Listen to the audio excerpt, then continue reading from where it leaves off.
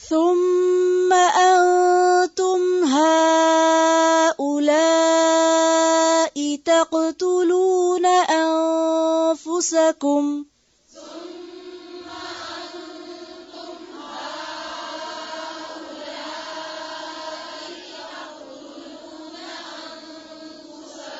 تقتلون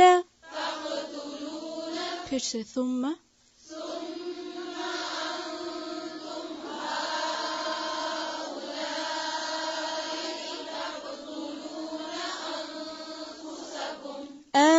أنفسكم وتخرجون فريقا منكم من ديارهم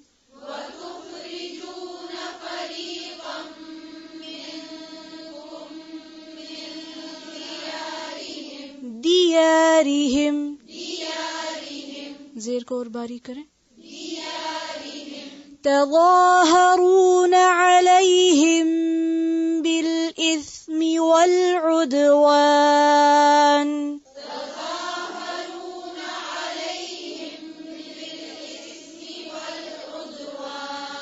تظاہرون علیہم بالإثم والعدوان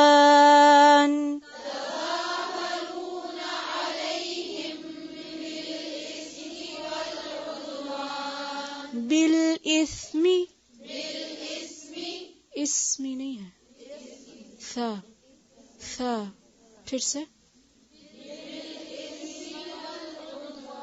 بالإثم والعدوان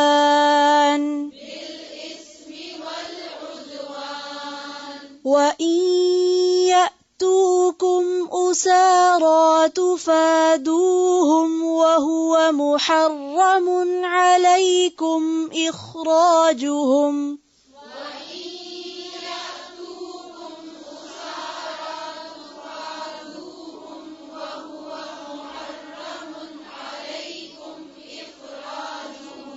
یأتوکم حمزہ کو کس طرح پڑھیں گے پھر سے پڑھیں وَإِن یأتوکم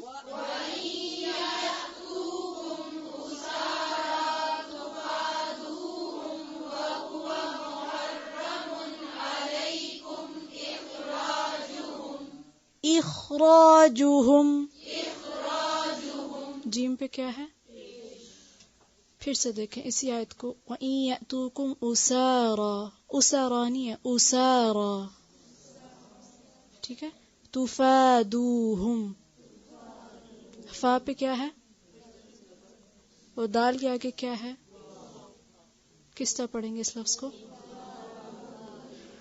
وَإِن يَأْتُوكُمْ أُسَارًا تُفَادُوهُمْ وَهُوَ مُحَرَّمٌ عَلَيْكُمْ إِخْرَاجُهُمْ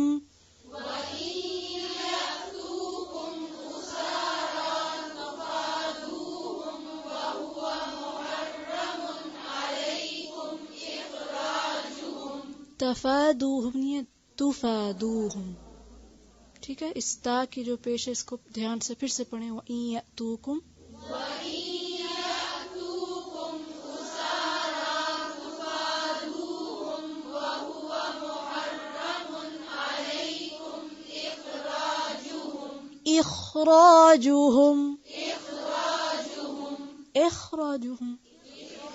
اخراجهم نشان لگا رہے ہیں افتؤمنون ببعض الكتاب وتكفرون ببعض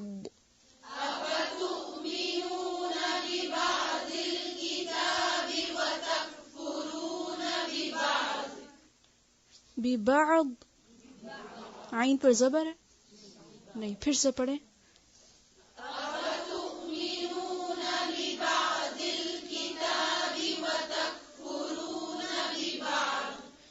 وتكفرون ببعض فما جزاء من يفعل ذلك منكم إلا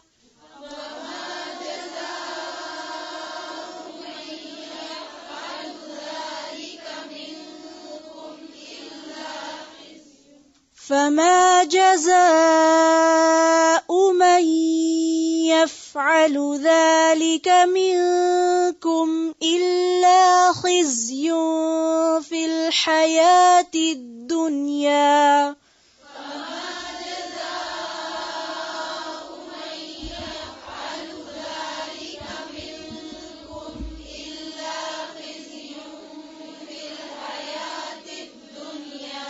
في الحياة الدنيا ويوم القيامة يردون إلى أشد العذاب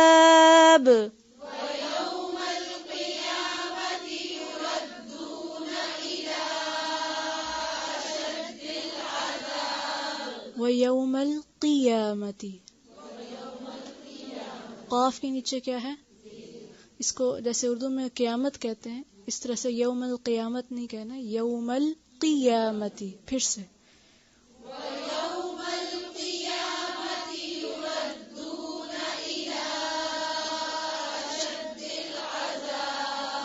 اشد العذاب وما اللہ بغافل عما تعملون.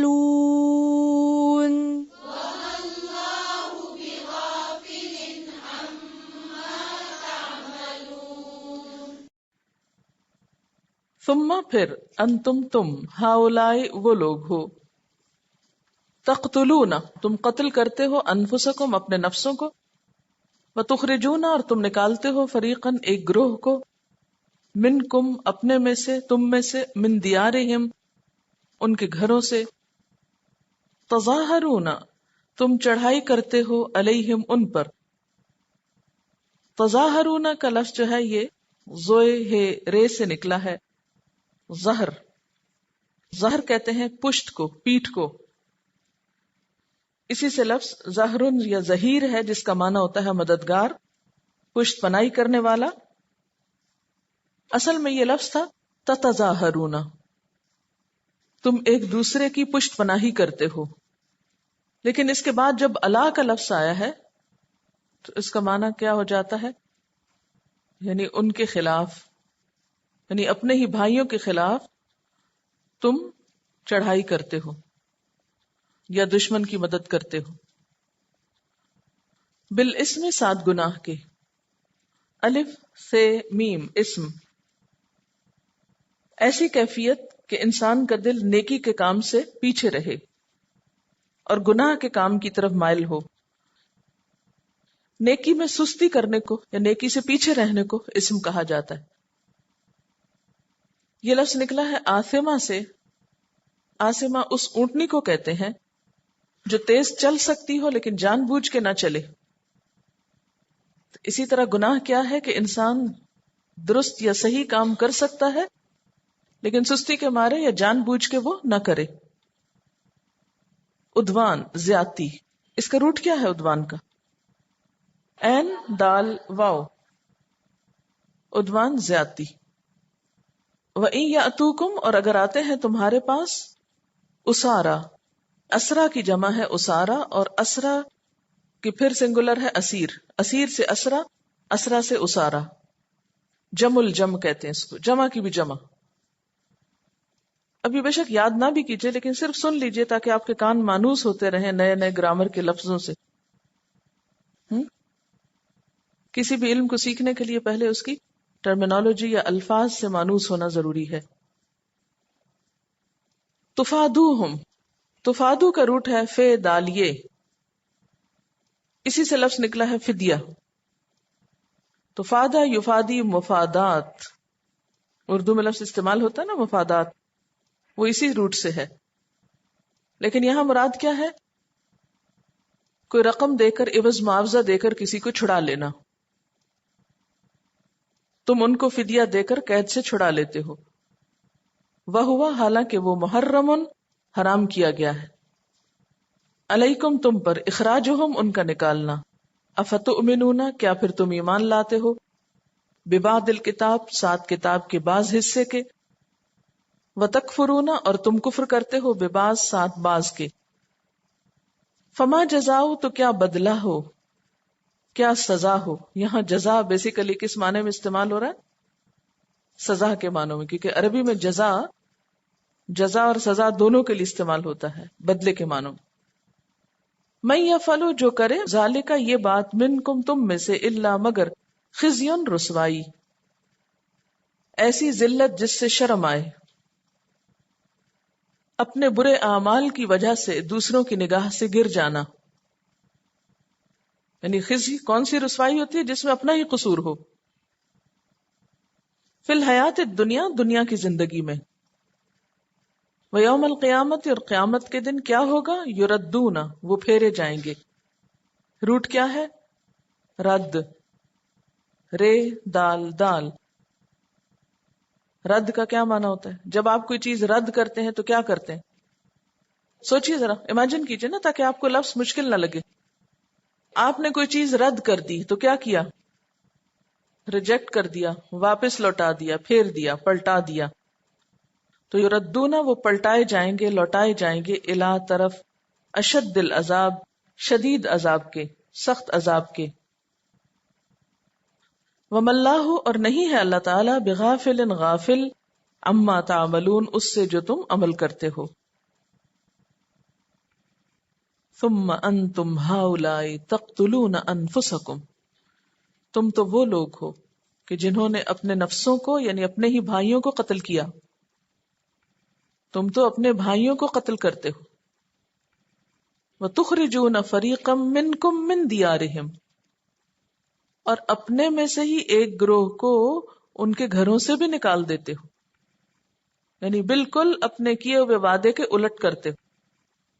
تظاہرون علیہم بالاسم والعدوان تم ان پر چڑھائی کرتے ہو گناہ اور زیادتی کے ساتھ، یعنی اپنے بھائیوں کی مدد کرنے کی بجائے ان کے خلاف دشمن کی مدد کرتے ہو. اور اس کام میں گناہ بھی ہے، زیادتی بھی ہے. گناہ کیسے ہے؟ یہ کہ اللہ کے حکم کی خلاف ورزی ہے. اور زیادتی کیا ہے؟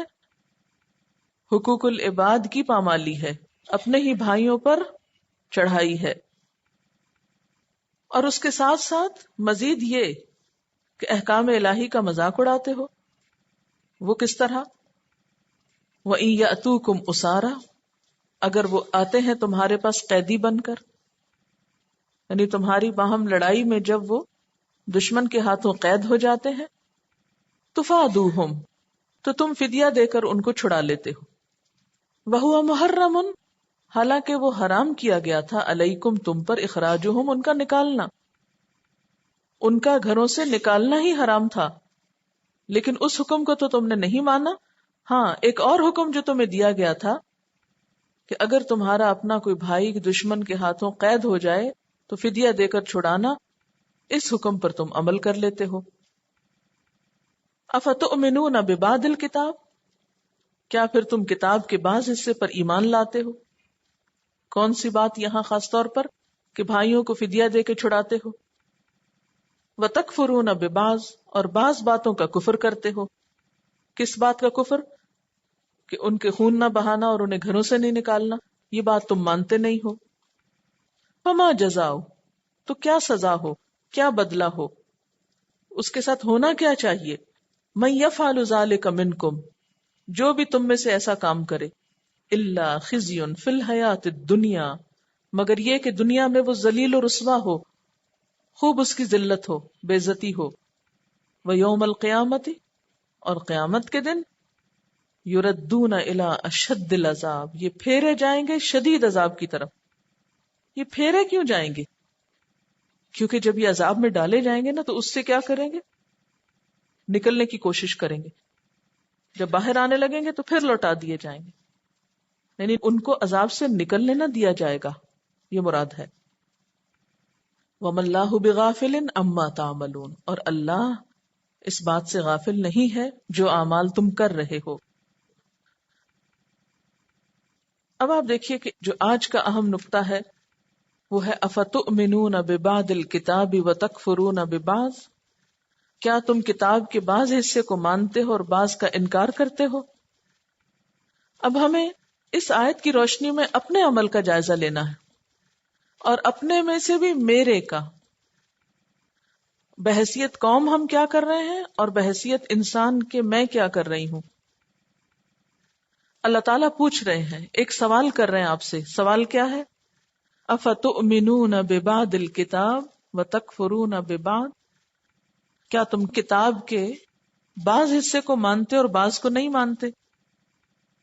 کیا میں قرآن پاک کی تمام تعلیمات کو مانتی ہوں یا کچھ کو نہیں مانتی؟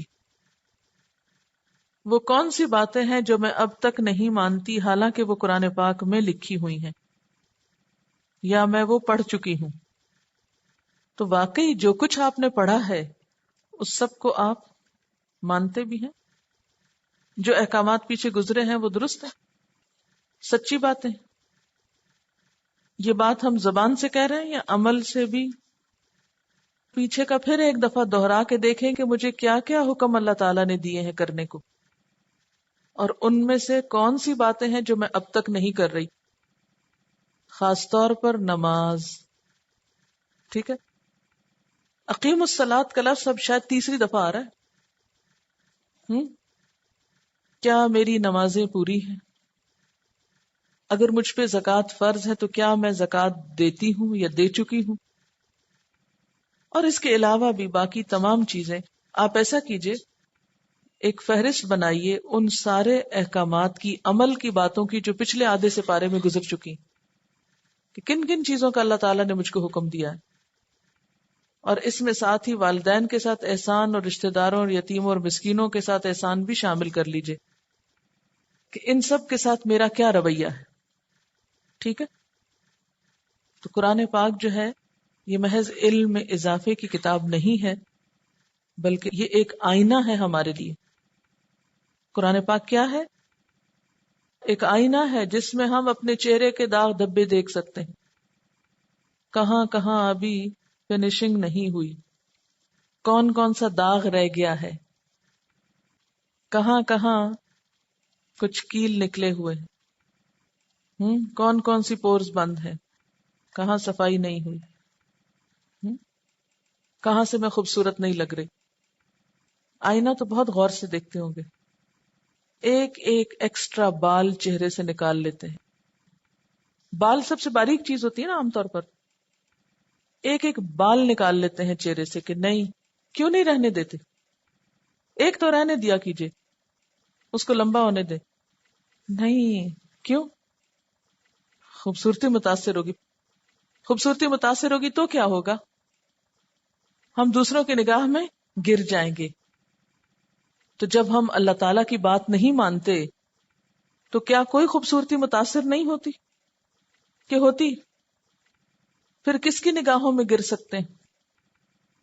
اللہ تعالیٰ کی کیا فرق پڑتا ہے؟ کوئی فرق پڑتا ہے؟ کوئی فرق نہیں پڑتا۔ اسی لیے اللہ تعالیٰ کیا فرماتے ہیں؟ فما جزاء من يفعل ذلك منكم الا خزي في الحیات الدنیا، جو اللہ کی باتوں سے انکار کرے، جس قوم کے پاس اللہ کی بات آئے پھر وہ نہیں مانے، یا مرضی کی مانے مرضی کی چھوڑ دے، پھر ان کو دنیا میں ذلت ملتی ہے۔ آج امت مسلمہ کا حال ایسا کیوں ہے؟ اسی لیے ہے نا کہ ہم اپنی مرضی کی باتیں لیتے ہیں اس کتاب سے، خود نہیں بدلتے، قرآن کو بدل دیتے ہیں۔ ہم چاہتے ہیں کتاب بدل جائے، ہمیں نہ بدلنا پڑے، ہم جو کر رہے ہیں وہی کرتے رہیں۔ ایسا رویہ دنیا کے علاوہ آخرت کے لیے بھی نقصان دہ ہے، اور وہ کیا ہے؟ وَيَوْمَ الْقِيَامَةِ يُرَدُّونَ إِلَىٰ أَشَدِّ الْعَذَابِ، اور یردون کا ایک معنی یہ بھی ہو سکتا ہے کہ دنیا کی رسوائی سے نکلنے کے بعد عذاب کی طرف پھیر دیے جائیں گے۔ جیسے کہتے ہیں نا آسمان سے گرا کھجور میں اٹکا، تو وہ ایک مصیبت سے نکلنے کے بعد دوسری میں جا پڑیں گے۔ پھر یہ ہے کہ اللہ تعالیٰ نے یہاں ان کے حق کے انکار کی کچھ بات کی ہے کہ انہوں نے نبی صلی اللہ علیہ وسلم کو پہچاننے کے بعد آپ کا انکار کیا، اور اس انکار کی وجہ بغی بتائی گئی بے غین یہ.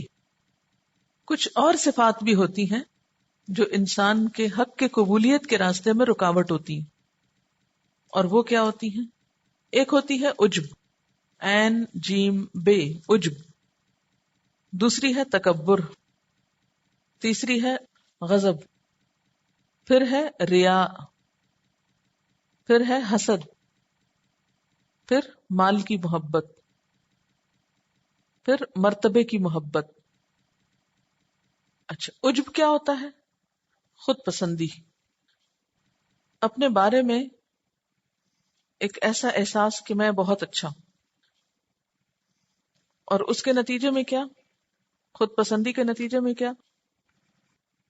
کہ صرف وہ چیز لینا جو خود کو پسند آئے، خود کو بھائے یا خود کو سوٹ کرے، اور ہر چیز چھوڑ دینا کہ جو اس کے خلاف ہو. تکبر کیا؟ خود کو بڑی چیز سمجھنا. غضب کیا ہے؟ کسی پہ ناراضگی ہے تو اس کی کوئی بات قبول نہ کرنا. ریا کیا ہے؟ دکھاوا کرنا. جب انسان دکھاوے کا ہر کام کرتا ہے تو پھر حق کو چھوڑ دیتا ہے. پھر حسد، کہ جس سے دل خوش نہ ہو اس کی بات کیسے مانی جائے. پھر مال کی محبت، اور پھر مرتبے کی محبت. مرتبے کی محبت کیا ہوتی؟ اسٹیٹس کانشیس ہونا. تو یہ کچھ اسباب ہیں یا وجوہات ہیں جو انسان کو حق کی قبولیت میں رکاوٹ ڈالتے ہیں. اب سیلف انالیسس کیجئے کہ جب کوئی بات میں نہیں مانتی تو اس کی بنیادی وجہ کیا ہے، ان میں سے کون سی ریزن ہے. ٹھیک. اللہ تعالیٰ نے یہود سے 4 عہد دیے تھے. نمبر 1 کہ وہ ایک دوسرے کا خون نہیں بہائیں گے. نمبر 2 ایک دوسرے کو جلاوطن نہیں کریں گے. نمبر 3 ظلم اور زیادتی پر مدد نہ کریں گے. اور نمبر 4 فدیہ دے کر قیدیوں کو چھڑایا کریں گے. اب ہوا یہ کہ جب دنیاوی تعلقات کی وجہ سے جب اوس اور خزرج کے درمیان باہم جنگ ہوئی تو ان کے جو حلیف قبیلے تھے وہ بھی ساتھ شریک ہو گئے، اور اس طرح یہود بمقابل یہود کے آپس میں لڑ پڑے. اس طرح انہوں نے اللہ تعالی کے کچھ احکامات کی تعمیل نہ کی. کون سے؟ یہ حکم کہ تم ایک دوسرے کا خون نہیں بہاؤ گے. انہوں نے یہ حکم نہیں مانا اور ایک دوسرے کا خون بہایا. پھر اللہ تعالیٰ نے ان کو منع کیا تھا کہ تم ایک دوسرے کو اس کے گھر سے نہیں نکالو گے، تو انہوں نے ایک دوسرے کے خلاف جب جنگ کی تو انہیں ان کے گھروں سے بے گھر کیا. پھر اللہ تعالیٰ کا حکم تھا کہ تم ایک دوسرے کی ظلم اور زیادتی پر مدد نہ کرو گے، لیکن انہوں نے کیا کیا کہ اس حکم کو بھی توڑا. پھر ایک اور حکم تھا کہ تم قیدیوں کو فدیہ دے کر چھڑاؤ گے. تب ہوا یہ کہ جب باہم لڑائی میں ان کے اپنے ہی بھائی ان کے حلیفوں کے ہاتھوں پکڑے گئے تو پھر سارے اکٹھے ہو کر پیسے جمع کر کے ان کو چھڑانے چل پڑے. تو یہ اللہ تعالیٰ کی آیات اور اللہ کی کتاب کے ساتھ مذاق تھا. ایسا مذاق کرنے والوں کے لیے اللہ تعالیٰ نے کیا فرمایا؟ افتؤمنون ببعض الکتاب، کیا تم کتاب کے بعض حصے کو مانتے ہو؟ وتکفرون ببعض، اور بعض کا کفر کرتے ہو، بعض کا انکار کرتے ہو. فما جزاء من يفعل ذلك منکم، تو کیا بدلہ ہو، کیا جزا ہو، کیا سزا ہو اس شخص کی جو تم میں سے یہ حرکت کرے. کون سی حرکت؟ کہ کتاب کے کچھ حکم تو مان لے اور کچھ حکم چھوڑ دے. ایسے لوگوں کے لیے کیا ہے؟ الا خزی فی الحیات الدنیا، دنیا کی زندگی میں رسوائی ہے. ویوم القیامت، اور قیامت کے دن بھی یردون الی اشد العذاب، ایسے لوگ شدید ترین عذاب میں ڈالے جائیں گے. اور اللہ تعالیٰ ایسے لوگوں کی حرکات سے غافل نہیں ہے. یہ سب کچھ دنیا کے فائدوں کے لیے تو تم کرتے ہو، لیکن بے وقوف ہے وہ شخص جو اپنی آخرت کا نقصان کر کے دنیا کا تھوڑا سا فائدہ لے.